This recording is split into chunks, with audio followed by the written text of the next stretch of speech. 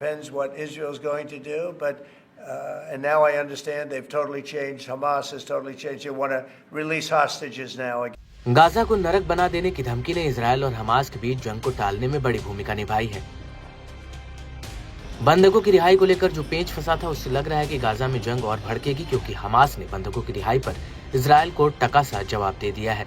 लेकिन फिर इजरायल और अमेरिकी की सख्त धमकी के बाद भी हमास के सुर लगातार नरम पड़ते जा रहे हैं। अब हमास ने ऐलान किया है कि शनिवार को 6 जीवित इजरायली बंधकों को रिहा किया जाएगा। इसके साथ ही गुरुवार को 4 बंधकों के शव भी सौंप दिए जाएंगे। इसमें बिबास परिवार के अवशेष शामिल हैं। बता दें कि शनिवार को रिहा होने वाले 6 बंधक गाजा में सीज फायर के पहले चरण के तहत छोड़े जाने वाले अंतिम जीवित बंधक हैं। हाल ही में हमास ने ऐलान किया था कि वो बीते शनिवार को होने वाली बंधकों की रिहाई को टाल रहा है। हालांकि अमेरिका और इजरायल की चेतावनी के बाद उसने बंधकों को रिहा किया।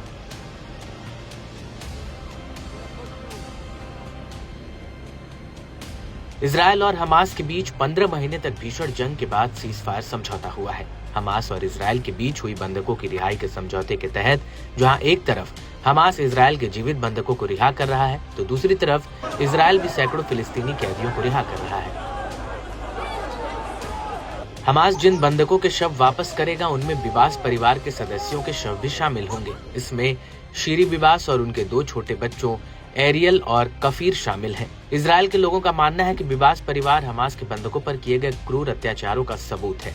इजरायल ने उनकी मौत की पुष्टि नहीं की है, लेकिन हमास ने दावा किया है कि ये लोग युद्ध की शुरुआत में इजरायली हवाई हमले में मारे गए थे। इन सब के बीच अमेरिकी विदेश मंत्री के बयान से एक बार फिर गाजा में तनाव बढ़ गया है। दरअसल अमेरिकी विदेश मंत्री मार्को रूबियो ने रविवार को गाजा पट्टी में इजरायल के युद्ध उद्देश्यों का पूर्ण समर्थन करते हुए कहा कि हमास को खत्म किया जाना चाहिए, क्योंकि इसने अस्थिर युद्ध विराम के भविष्य पर संदेह खड़ा कर दिया है। रूबियो ने क्षेत्रीय दौरे की शुरुआत में यरूशलेम में इजरायल के प्रधानमंत्री बेंजामिन नेतन्याहू से मुलाकात की। रूबियो ने कहा है कि गाजा में हमास सैन्य या सरकारी बल के रूप में मौजूद नहीं रह सकता। हालांकि हमास ने गाजा पट्टी से हटने का फैसला ले लिया है। गाजा पट्टी का जिम्मा फिलिस्तीनी अथॉरिटी को दे दिया है। इसके बावजूद हमास को लेकर इजरायल का खतरा टला नहीं है।